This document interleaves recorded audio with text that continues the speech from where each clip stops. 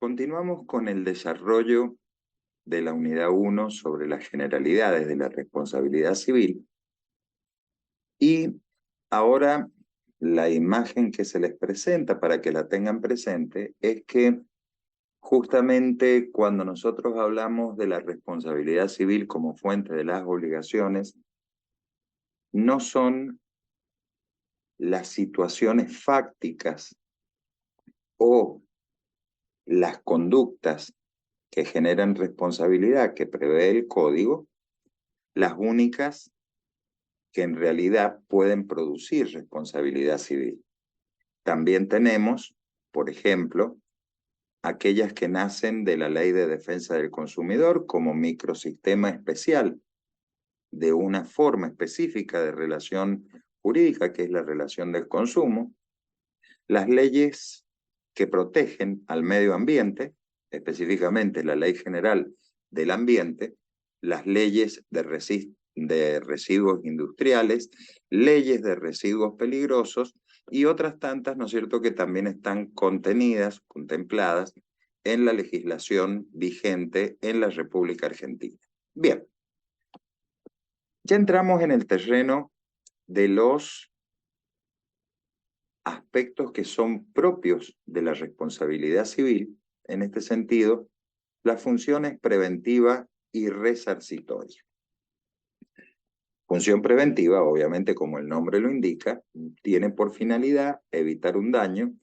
La función resarcitoria tiene por finalidad compensar, resarcir, restituir, en la medida de lo posible, el daño que se ha producido, bien sea por una reparación in natura, o bien, es decir, volviendo las cosas al estado anterior, o bien mediante una forma sustitutiva que sería la indemnización por daños y perjuicios.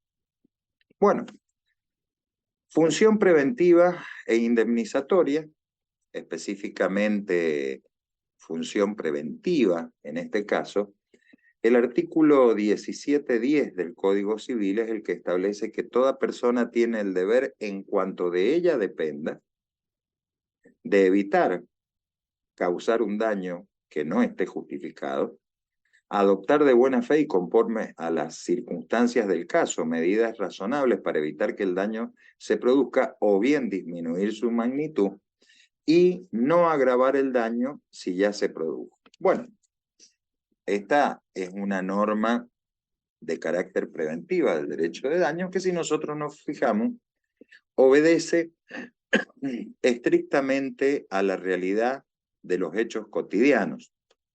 En una casa de comercio, evitar que se cause un daño no justificado sería o respondería, por ejemplo, a la conducta del dueño del comercio de tener las instalaciones eléctricas, las instalaciones sanitarias en un correcto uso y funcionamiento, cosa de que se evite la producción de algún accidente por riesgo de una descarga eléctrica, etc.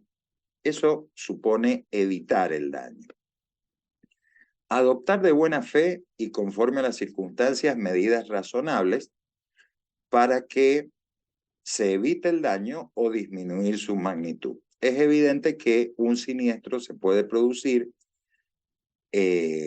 bajo circunstancias que son difícilmente controlables muchas veces por las personas, supongamos la situación de un incendio, lo que no implica que no se puedan adoptar medidas que sirvan para disminuir la magnitud del mismo o, en su caso, incluso evitar razonablemente la producción de ese evento. No sé, en el local comercial deben haber matafuegos. De esa manera, lo que fue un incipiente incendio puede ser neutralizado y eliminado, o en su caso, se puede disminuir la magnitud del mismo y eventualmente no agravar el daño si éste ya se ha producido. Es decir, no se podría, no sería tolerable que en esta casa de comercio hubiera un acopio de combustibles que está prohibido, obviamente por ley, que frente a la situación del siniestro agrava todavía más la magnitud del mismo porque los elementos inflamables evidentemente entran en combustión y resulta más peligroso todavía el siniestro producido.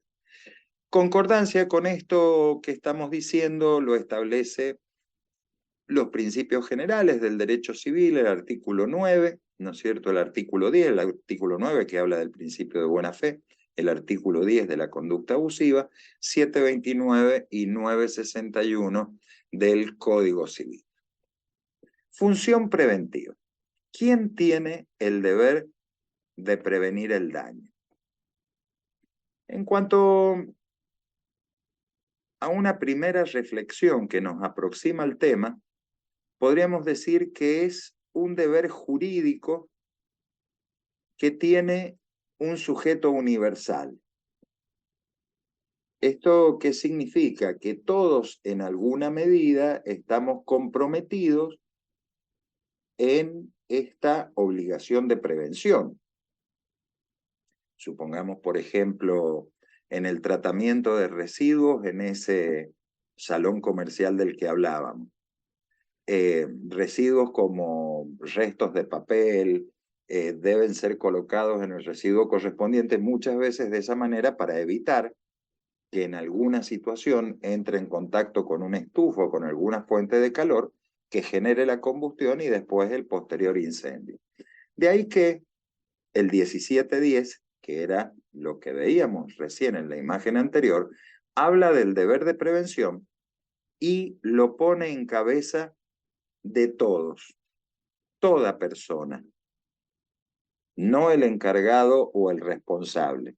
En cuanto de ella dependa, tiene la obligación de evitar el daño, adoptar de buena fe aquellas medidas que razonablemente lo eviten o disminuyan su magnitud y obviamente evitar toda situación que lo agrave si el siniestro ya ha sido producido. Entonces acá podríamos decir que el deber no es solamente del responsable, sino que el deber es de todo. En la parte inferior derecha, si ustedes ven, aparece la imagen de una playa en verano, la gente tomando sol y la pregunta, ¿todos los bañistas deben auxiliar a quien se ha arriesgado en el mar y, por ejemplo, no puede seguir nadando, tiene peligro de ahogarse? Bueno, en cuanto de ellos dependan y razonablemente, todos tenemos la obligación de tratar de colaborar. ¿Qué implicaría esto? Es obvio que una persona que no sabe nadar bien no va a poner en riesgo su vida para tratar de salvar a una persona que se está ahogando. Van a ser dos los siniestros que se producen, dos muertes, la muerte de dos personas, justamente por la asfixia por inmersión. Es evidente también que es el bañero el responsable de la seguridad de los concurrentes a esa playa y toda otra persona que tenga experticia, que tenga conocimiento, que tenga experiencia y que pueda colaborar en la situación de salvataje. Bueno, acá tenemos innumerables situaciones sobre las que podríamos reflexionar.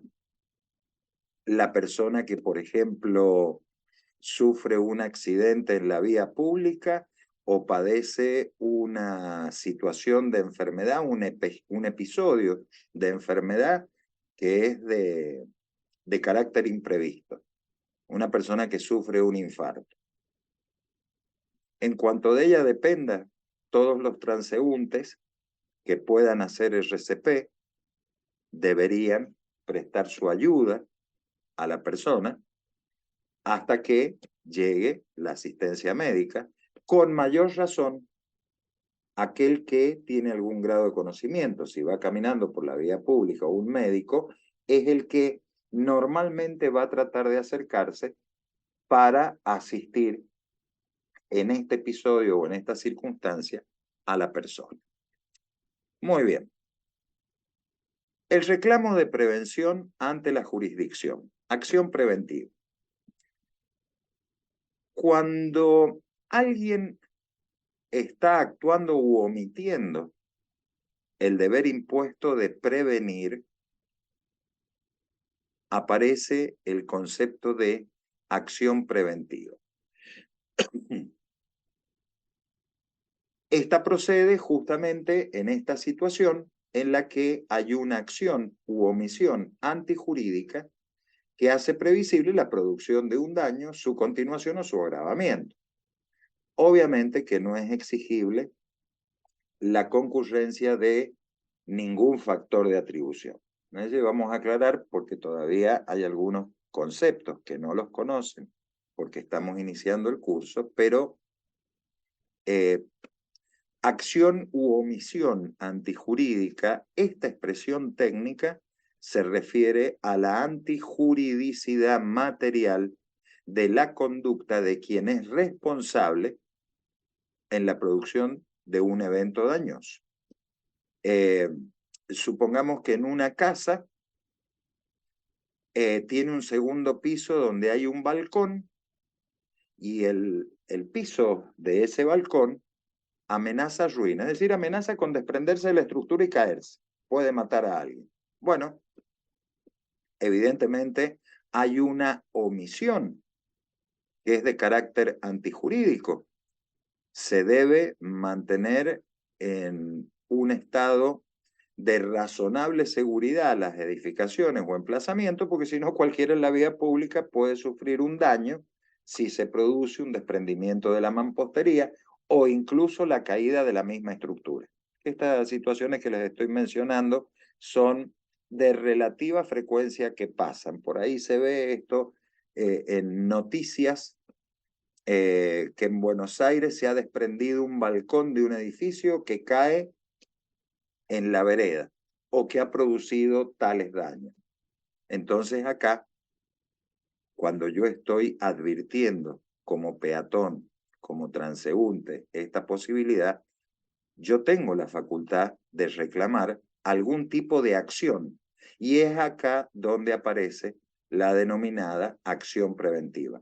Obviamente que no se debe demostrar quien inicia el reclamo o la acción preventiva, quien interpone la acción preventiva, no tiene que determinar ningún factor de atribución, es decir, cuál es el tipo de responsabilidad que se le va a imputar a la gente, porque en realidad evento dañoso no existe. Lo estamos tratando de evitar. ¿Quién está legitimado para iniciar la acción preventiva o para pedir que se prevenga un eventual daño? Quienes acrediten un interés razonable en la prevención del daño.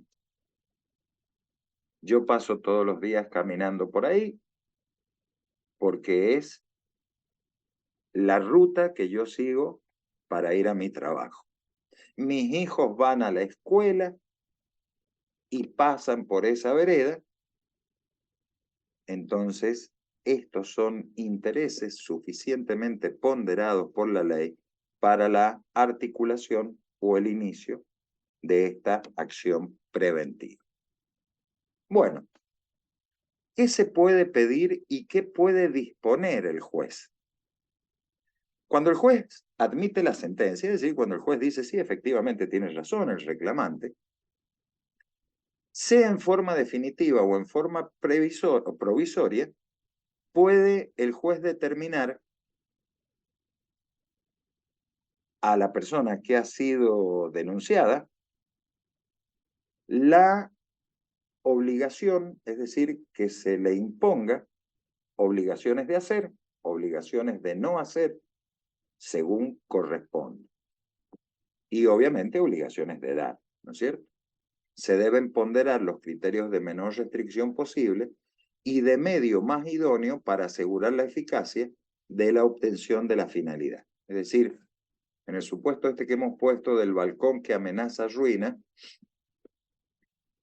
es evidente que se lo va a emplazar al propietario para que realice algún acto de construcción, algún servicio, haga algo que permita asegurar la estabilidad de esa parte de la edificación del inmueble. El juez no podría imponer, por ejemplo, la obligación de destruir la totalidad de todo el frente del inmueble para asegurar de que no se caiga un balcón. Eso sería absolutamente irracional, pero sí, con la menor restricción posible, buscar la mayor eficacia para la obtención de la finalidad. En este caso, la finalidad, evitar que el daño se produzca. Bueno, la sentencia en este caso va a permitir o va a tratar de evitar que el daño se produzca, o llegado el caso, que se produzca con menos magnitud de la que hubiera producido si no se hubiera intervenido preventivamente. Bueno, ejemplos de lo que estamos hablando. Yo puse recién el ejemplo, como hemos empezado hablando, de un establecimiento comercial, distintas situaciones referidas a una heredad o a un inmueble en donde incluso por cuestiones arquitectónicas puede darse esta situación de que una parte de ese inmueble amenace daño. Otras situaciones, por ejemplo, situaciones de reclamo plurisindicales o colectivos en una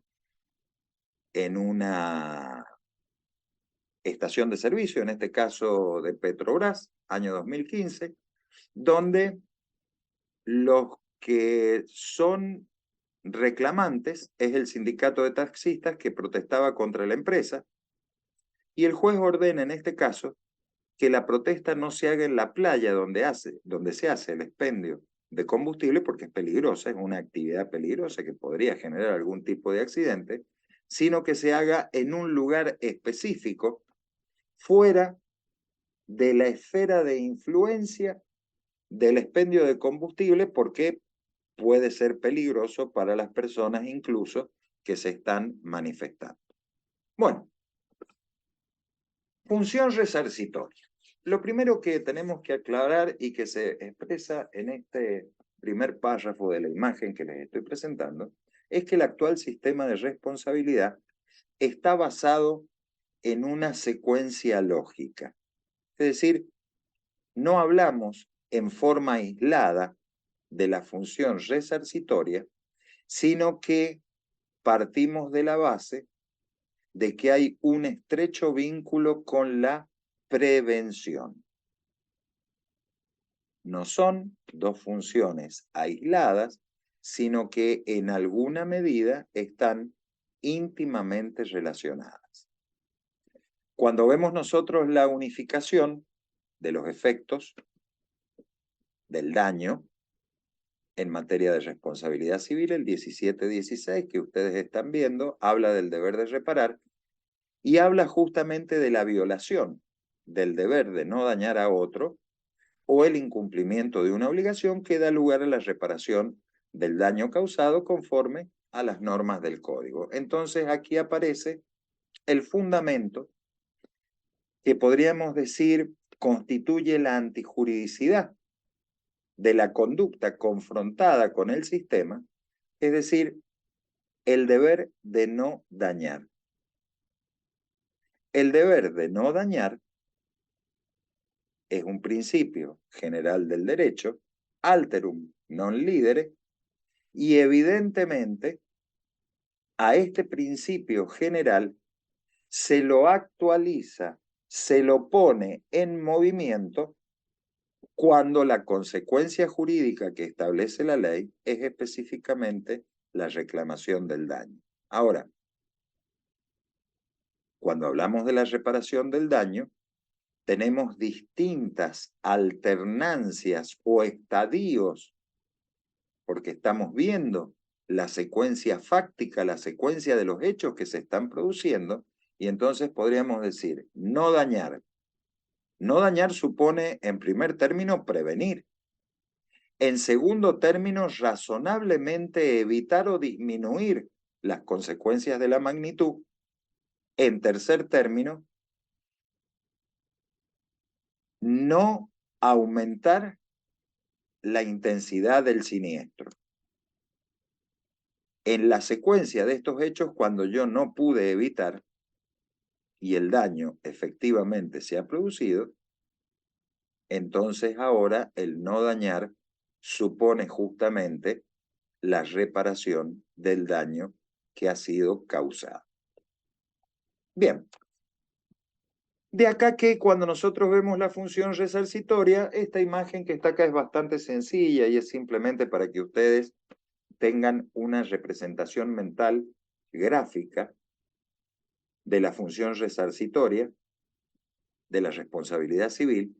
La reparación del daño causado es en función de las normas o disposiciones del código, pero básicamente responde a dos supuestos que son los previstos en la ley, en el artículo 17-16. Primero, la violación de no dañar a otro, este principio del alterum non lidere, o bien el incumplimiento de la obligación, del cual también se genera un daño para el acreedor al cual no le fue satisfecho el interés lícito mediante la conducta del deudor, que era justamente la conducta impuesta por la ley del deber del cumplimiento de la obligación. Entonces, muchas veces, en este caso, ese incumplimiento del deudor hace que el acreedor ya no tenga interés en el cumplimiento de la obligación, sino que reclame de modo sustitutivo otro deber legal. Ese otro deber legal es el que prevé el artículo 17-16 cuando nos dice el que provoca un daño o incumple una obligación. El o incumple una obligación sería el equivalente al daño producido por el incumplimiento de la obligación, lo que nos coloca en la órbita contractual del derecho de daños o de la responsabilidad civil, y cuando hablamos de la violación del deber de no dañar, el evento dañoso en la órbita extracontractual. Debe recordar el alumno que la norma a la que estoy haciendo referencia acá es el artículo 730 del Código Civil, que habla justamente de los efectos de las obligaciones. Los efectos de las obligaciones respecto del acreedor le imponen, primero, la satisfacción, es decir, el recibir el pago voluntario por parte del deudor. En su caso, si esa conducta no se verifica, entonces el pago forzado o el cobro, la posibilidad de ejercer las acciones de cobro forzado. En segundo término, la posibilidad de hacerse pagar por otro. Y después aparece un inciso C del 730, que es la reclamación de la indemnización por los daños y perjuicios. La reclamación por la indemnización de los daños y perjuicios se produce justamente cuando el incumplimiento definitivo por parte del deudor no permitió la satisfacción del interés lícito, pero ahora lo que está reclamando el acreedor es mucho más que la mera ejecución del cumplimiento de la obligación, porque está reclamando todas aquellas consecuencias que se han producido por el incumplimiento del deber legal. Muy bien. Seguimos adelante y vamos a ver que esta función resarcitoria, podríamos decir, tiene dos ámbitos de actuación.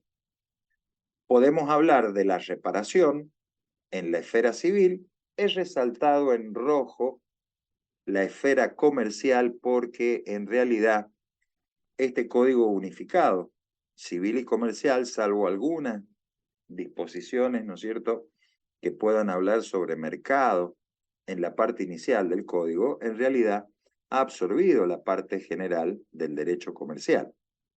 Es todo esfera civil.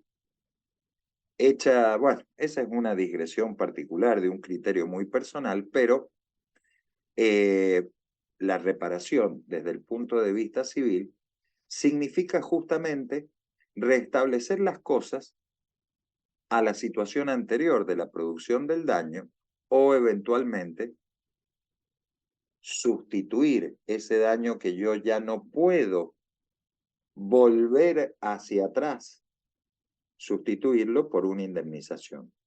Pero además tenemos otra función resarcitoria o otra función que es de carácter represivo, que es justamente la que se produce en el ámbito de la esfera penal. El castigo, la represión, donde también está comprometido un interés social. Bien.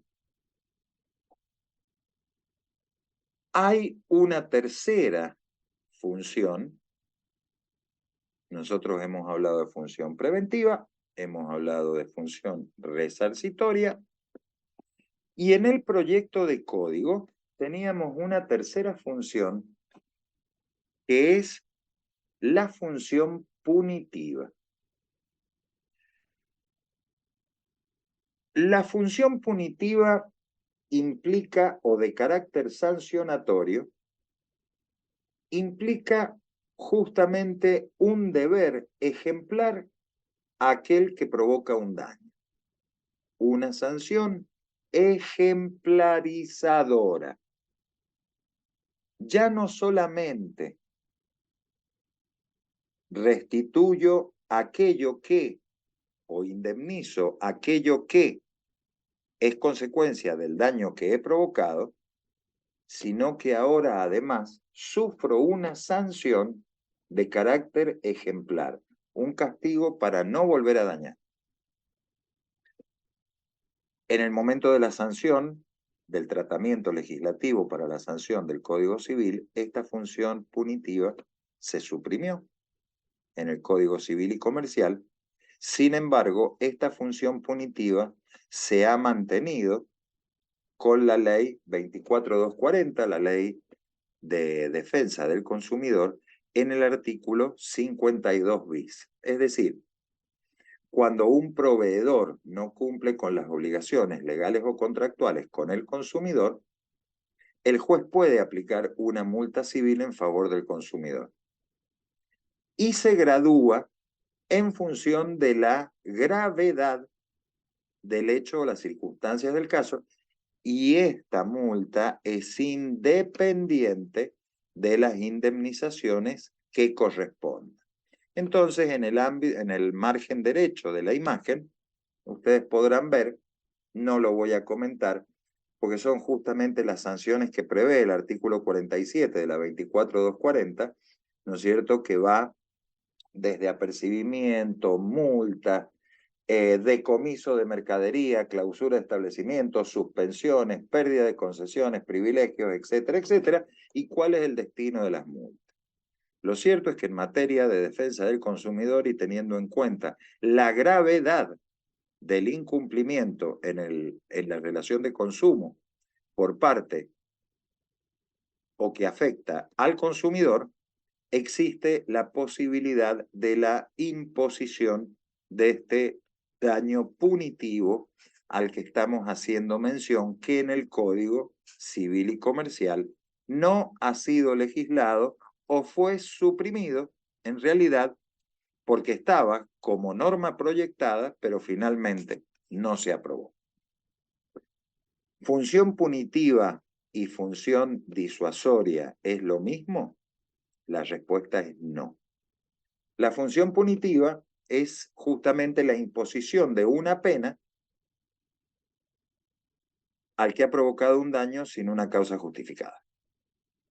Y en el ámbito del derecho privado, la pena es para sancionar graves inconductas con el objetivo de que sea ejemplificadora, sea un ejemplo, un mensaje a la sociedad. Es tan grave el incumplimiento que no solamente abarca el resarcimiento, sino que abarca este otro castigo. Por eso el nombre punitivo. Cuando nosotros hablamos de punición excesiva, evidentemente existe la posibilidad de que el juez revise el carácter de la punición para que la misma se adecúe con la realidad de los hechos acontecidos. La función punitiva no es una función disuasoria. La función disuasoria se da justamente en las condenaciones conminatorias, que es para el que ha incumplido o está incumpliendo o es reticente en cumplir con una resolución judicial. Muy bien. Régimen de reparación de daños al consumidor.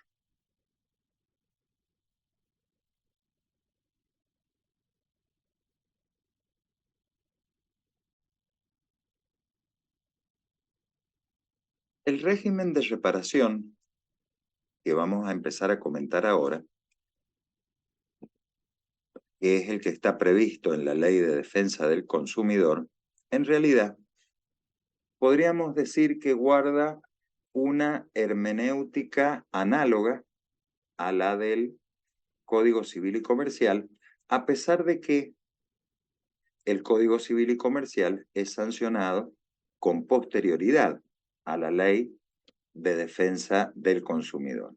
Es decir, la función preventiva de la responsabilidad civil y sus proyecciones en la relación de consumo en materia de obligaciones de informar, de deber de seguridad, prácticas abusivas, etc., ya estaban previstas en la normativa a la que estamos haciendo referencia, la Ley de Defensa del Consumidor. El régimen del Código Civil y Comercial introduce nuevas reglas que en realidad complementan y mejoran el régimen estatutario. Por ejemplo, en cuanto al derecho de las víctimas o de los damnificados, y hay convergencia, por eso hablaba recién de una hermenéutica análoga, hay una interpretación que es pacífica y concurrente en uno y otro sistema, por ejemplo, en lo referente a cargas probatorias, reparación integral del daño producido y el régimen de prescripción. En materia de daños, por ejemplo, daños al consumidor, la acción prescribe a los 3 años. Cuando nosotros hablamos de la acción de reclamación por daños y perjuicios, en el Código Civil y Comercial, el plazo de prescripción establecido en el 2561 del Código Civil es justamente también de 3 años. Entonces, tenemos una operatividad del deber de seguridad que debe brindar el prestador de consumo en la relación de consumo, la reparación de los daños causados por las cosas o por el servicio, el régimen de garantías que establece la ley y la responsabilidad por los vicios ocultos, que son justamente los temas que abarca la ley de defensa y que tienen tratamiento análogo a la normativa propia del Código Civil y Comercial. Bueno, daños derivados de las cosas o servicios. Si el daño del consumidor o que se le ha producido al consumidor resulta del vicio o riesgo de la cosa o de la prestación del servicio, responderán, aparece la cadena de responsables, el productor, el fabricante, el importador, el distribuidor, el productor, el vendedor y también quien haya puesto su marca en el producto o en el servicio. El transportista llegado el caso de que habláramos de un producto, por ejemplo, responde por los daños ocasionados a la cosa con motivo o en ocasión del servicio de transporte que está prestando, no en función de los daños que produzcan el vicio o el riesgo de la cosa. Y obviamente que en la cadena de responsables hay un vínculo solidario porque el daño producido al consumidor, en definitiva, obedece a una única causa que es justamente el elemento que permite determinar la calificación de las obligaciones, de los vínculos obligacionales de los responsables respecto del damnificado en función de una única causa. Y en este caso, la única causa es el vicio o riesgo de la cosa. Solo se libera, y esto es obvio, esto es un principio general del derecho y específicamente de la responsabilidad civil, solo se libera total o parcialmente quien demuestre que la causa del daño le es ajena. Es decir, que no es por su conducta o actuación, sino por el hecho, por ejemplo, de un tercero, por el cual no debe responder. Bueno, ¿qué es lo que distinguimos acá? Nosotros hablamos de daños causados por el riesgo o vicio de la cosa y comprende la responsabilidad, obviamente, de los productos elaborados y los daños causados por la prestación defectuosa de un servicio. Entonces, hay primero que tener presente que cuando hablamos del riesgo o vicio de la cosa, hablamos de la responsabilidad por el producto elaborado, pero es más extensa, en el sentido de que abarca los muebles, los inmuebles, los productos primarios, como pueden ser los agrícolas, ganaderos, la caza, la pesca. Y cuando nosotros hablamos de vicios y riesgos, en realidad nos estamos refiriendo, en el caso del vicio, al defecto, en el caso del riesgo, a la actuación autónoma de la cosa. Es decir, el vicio es un defecto que puede ser en la presentación del producto, en un uso razonablemente previsible que provoca un daño a la que después va a ser víctima por la propia naturaleza del bien, existiendo cumplimiento obviamente de las normas administrativas. Cuando nosotros hablamos del riesgo, hablamos del perjuicio que resulta del empleo de la cosa por su naturaleza misma, una herramienta peligrosa, el estado o modo de utilización que encierra o engendra riesgos para terceros.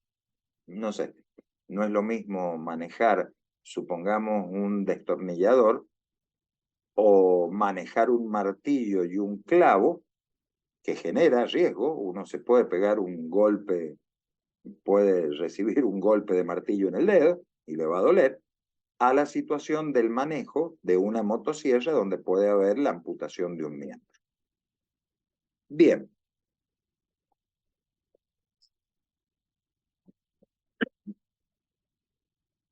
Daños por el riesgo o vicio del servicio. Estamos hablando de defensa del consumidor. El artículo 40, ¿no es cierto?, determina que cuando nosotros hablamos del riesgo o vicio del servicio, esto comprende la inejecución o la defectuosa prestación. Inejecución. Yo llego a mi casa, estoy sin luz, es por un problema de la empresa distribuidora de energía que no me provee el servicio. Daño defectuoso, me están proveyendo el servicio, pero el servicio que me proveen es defectuoso, no respeta los ciclos que debe cumplir la energía eléctrica, ¿no es cierto? Y entonces se producen averías o desperfectos o se rompen electrodomésticos en el inmueble. Obviamente que por estos daños se responde objetivamente. Y responde a aquel que introduce en el medio social el factor generador de los riesgos para el tercero por la naturaleza, estado o modo de utilización, sin importar si beneficia o no con tal inclusión el riesgo. La responsabilidad objetiva deriva de la creación del riesgo y no del posible beneficio que se obtenga. Yo soy víctima y tengo derecho a ser indemnizado por la circunstancia de que mi empresa no recibe una correcta provisión de servicio de energía eléctrica. La energía es estable y se han quemado motores de maquinarias que sirven para la producción. Entonces, en este caso, el vicio es directamente producido, mejor dicho, el hecho que tenemos en cuenta es que el vicio produce la rotura de las máquinas. Y en ese sentido, no interesa si se incluye o no, o si se beneficia o no, con tal inclusión del riesgo, porque podría darse la circunstancia de que la máquina, por ejemplo, no esté en funcionamiento desde hace años e igualmente se destruye por la incorrecta provisión del servicio.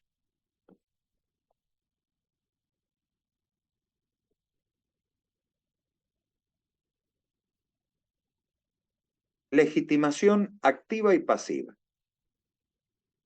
Legitimado es aquel que tiene derecho a reclamar. Legitimado activo, el consumidor directo, el consumidor equiparado, el beneficiario o consumidor material y finalmente el sucesor singular.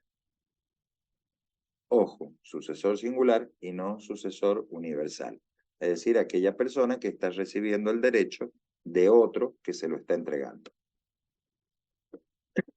El régimen consagrado atiende a una mayor tutela del derecho del consumidor porque brinda específicamente la cadena de responsables y la pregunta sería, ¿en esta cadena de responsables enunciada en el artículo 40 son los únicos que deben responder o pueden haber otros? Bueno, la enumeración es meramente enunciativa, es decir, no es una enumeración taxativa, es una enumeración que eventualmente podría incluir algunos otros sujetos que no están mencionados de modo expreso. Por ejemplo, la situación del productor aparente, donde la responsabilidad está fundada en la generación de confianza. Es decir, yo no soy quien genera la corriente, pero yo soy la empresa privada XX con una gran trayectoria internacional y ahora aparece la distribución de energía eléctrica en el ámbito de un territorio bajo mi marca o bajo mi denominación o razón social. Yo en realidad no estoy produciendo nada, simplemente soy un productor aparente. También soy responsable. Eximentes de responsabilidad. Tenemos 4 eximentes de responsabilidad: causa ajena, hecho de la víctima, hecho del tercero, por el que no se debe responder, y caso fortuito o fuerza mayor. Bien, causa ajena. ¿Quién es responsable? Quien presta un servicio y es responsable, se libera cuando demuestra que la causa del daño le es ajena. No la ha producido él, sino que está producida por otro evento. Ajenidad no se refiere a los integrantes de la cadena, sino a una situación o circunstancia externa. Hay un desplazamiento de la causa material del daño a otro centro de imputación a través del hecho de la víctima, del tercero ajeno o del caso fortuito. Son distintas situaciones de causa ajena. El hecho de la víctima. Bueno, en este caso la responsabilidad puede ser excluida o limitada por la incidencia del hecho del propio damnificado en la producción del daño, excepto que la ley o el contrato disponga que debe tratarse de su culpa, de su dolo o de cualquier otra circunstancia especial. No sé, vamos a poner un ejemplo sencillo para que se entienda la exclusión de responsabilidad por causa de la víctima. Ustedes habrán visto en los establecimientos educativos que muchas veces dentro de las instalaciones eléctricas aparecen cajas que se encuentran cerradas con un triángulo amarillo en la puerta de la caja que está cerrada, que no puede ser abierta, porque incluso la barrera de traba es una llave que la cierra, y que dice ese triángulo amarillo: peligro de choque eléctrico, riesgo de electrocución, etcétera, etcétera. Si a pesar de las advertencias, que son manifestaciones de la voluntad por signos inequívocos, que está haciendo el dueño del establecimiento, una persona determinada, un alumno, por ejemplo, venciera la traba, en este caso abriera la caja, a pesar de que está con llave, abriera la puerta de la caja, tocara el tablero, tuviera una descarga eléctrica, se produjera la electrocución, no es responsable el dueño de la instalación eléctrica, sino que esta es una circunstancia propia del hecho de la víctima. Segunda posibilidad, que el hecho provenga de un tercero.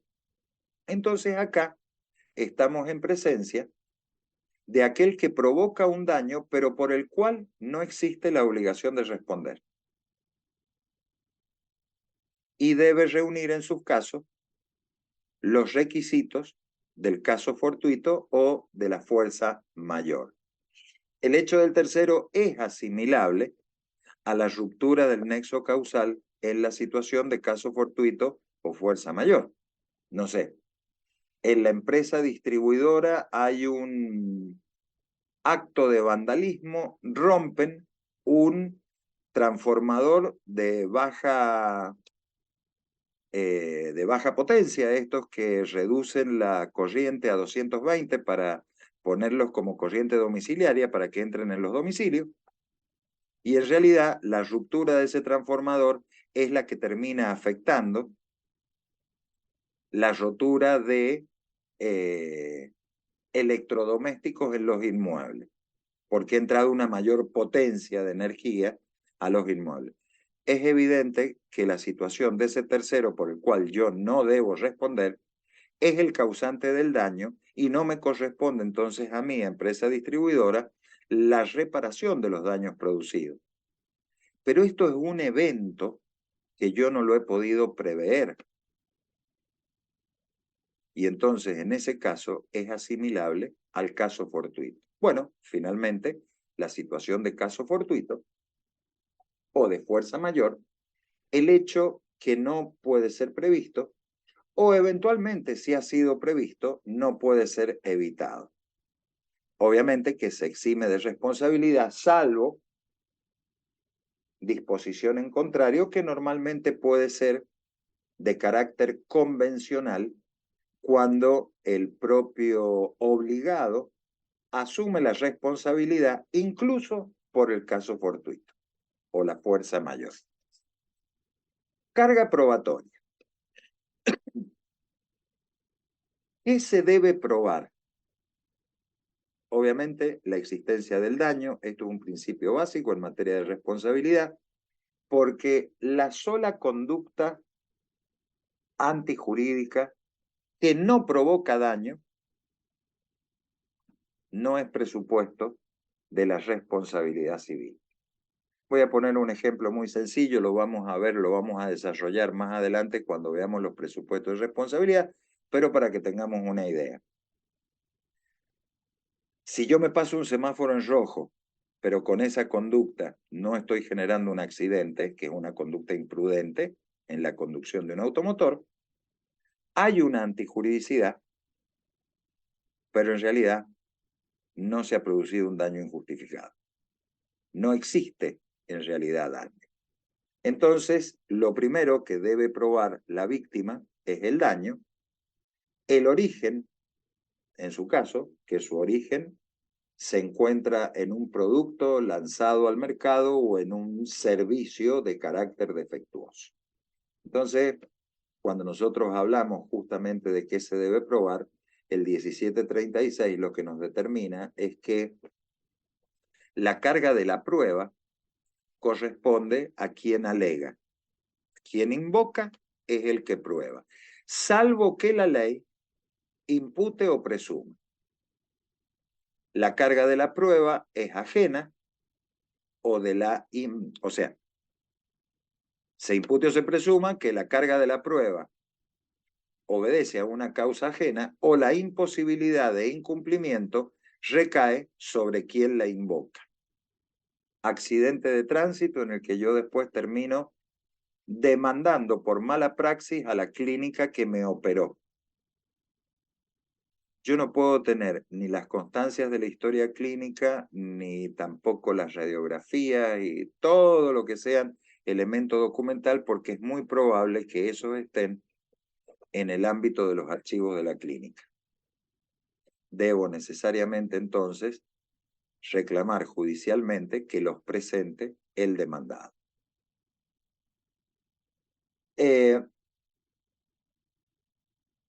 Otra de las cuestiones atinentes a la carga probatoria es si cabe presumir el defecto o hay una presunción de responsabilidad. Y acá podríamos decir que cuando nosotros hablamos de los daños al consumidor, subyace en toda relación de consumo esta presunción de responsabilidad que en alguna medida se funda en esa idea de obligación de seguridad, que ya después la vamos a particularizar cuando veamos los factores de atribución. Finalmente,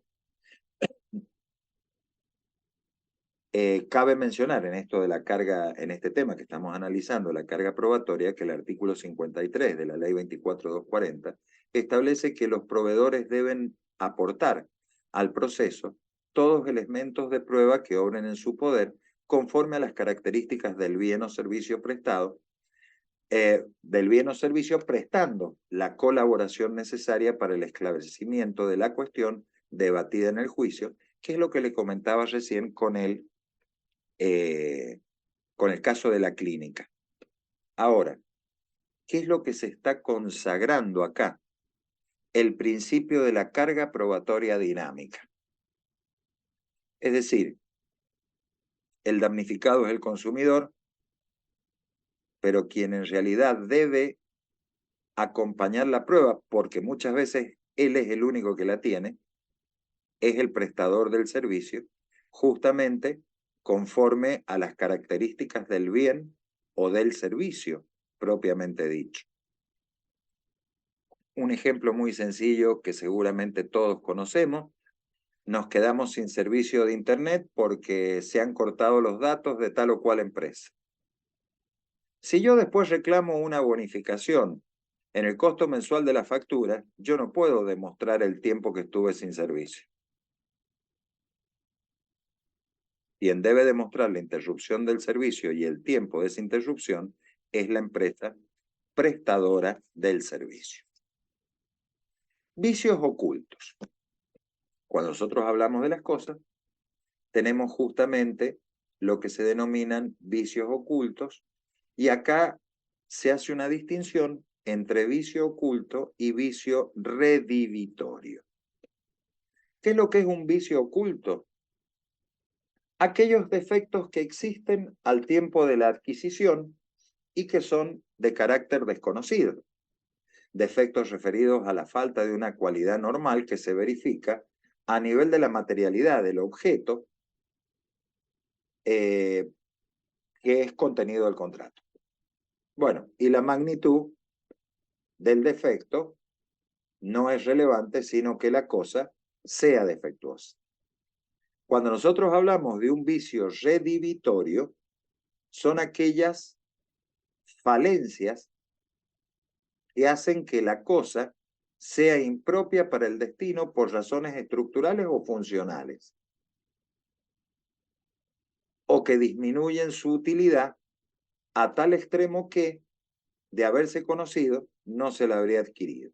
No sé, podríamos decir que un vicio oculto es que cuando yo compro un electrodoméstico, una licuadora, nunca me voy a imaginar que es de tan mala calidad los plásticos que a los 2 meses están decolorados y el aspecto del electrodoméstico entonces es muy desagradable.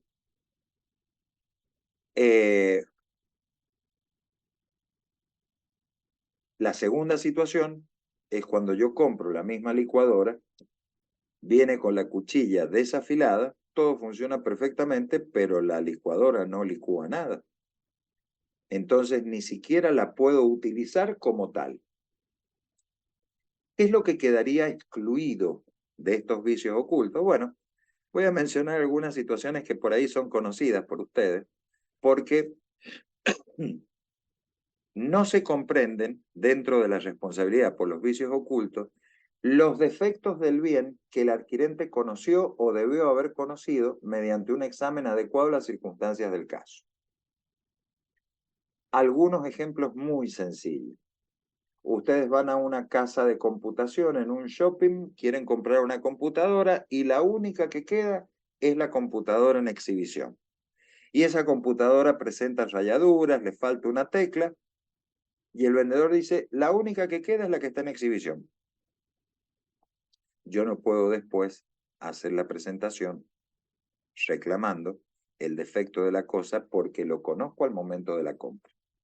Segunda situación, la situación en la que yo debía haber conocido.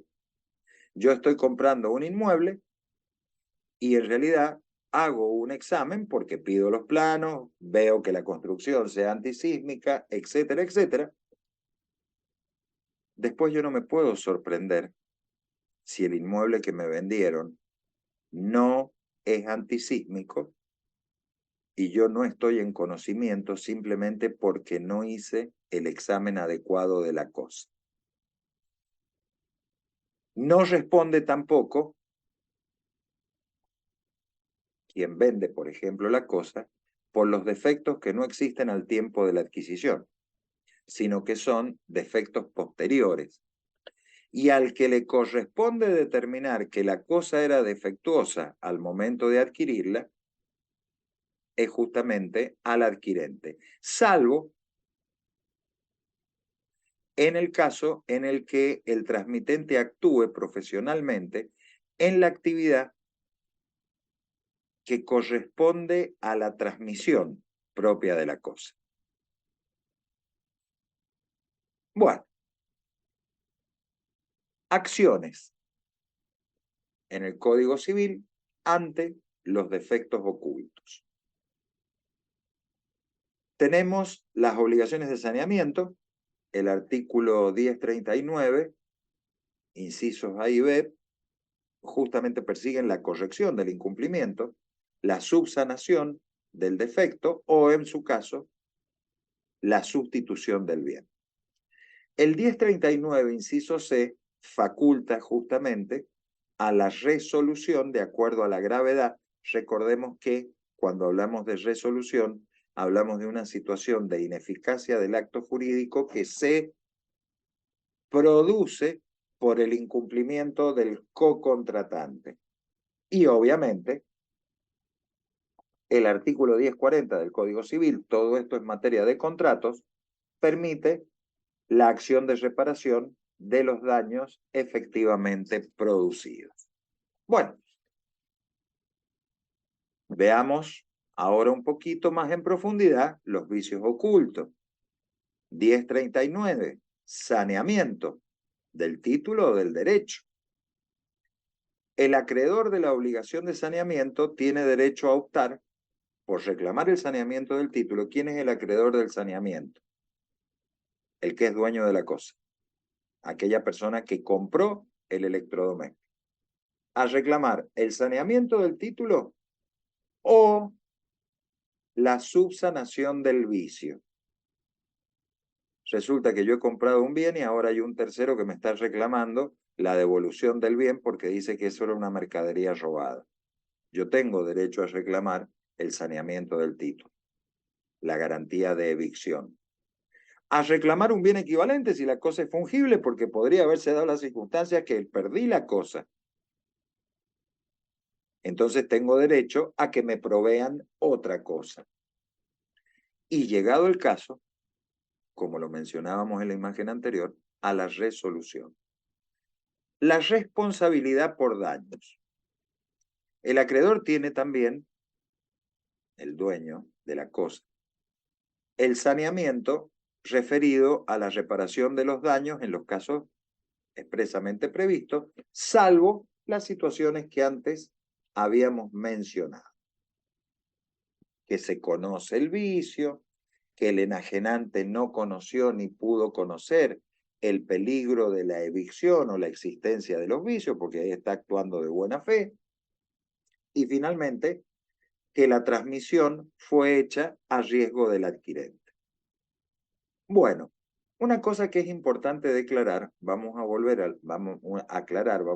a la parte superior, al recuadro superior de la imagen izquierda, en el apartado C del 1039, declarar la resolución del contrato, excepto en los casos previstos en el 1050 y 1057.